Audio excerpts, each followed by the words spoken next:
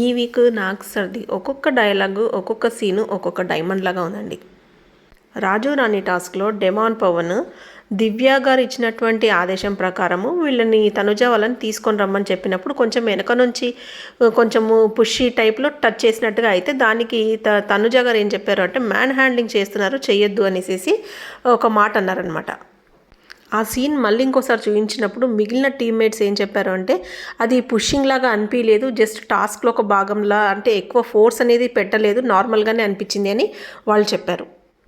దీనికి కంట్రరీగా basketball game ఏదైతే ఉందో దాంట్లో తనుజ గారు డెమాన్ పవర్ని కొంచెం ఫోర్స్ పెట్టి అలా ముందరికి తోసినట్టు మాత్రం క్లియర్గా వేసినటువంటి క్లిప్లో కనపడుతుంది. వర్ణి గారు అండ్ ఇమాన్యుయల్ గారు ఇద్దరు కూడా సేమ్ ఇదే చెప్పారు, తోసినట్టుగా ఉందని. సో నాకు సార్ ఎగ్జాక్ట్ ఎగ్జాంపుల్స్ తీసుకొని పర్ఫెక్ట్ క్లిప్స్ చూపించి డెమాన్ పవన్ మీద నెగటివ్ నేమ్ అనేది రాకుండా చూసారనమాట. ఇది హైలైట్.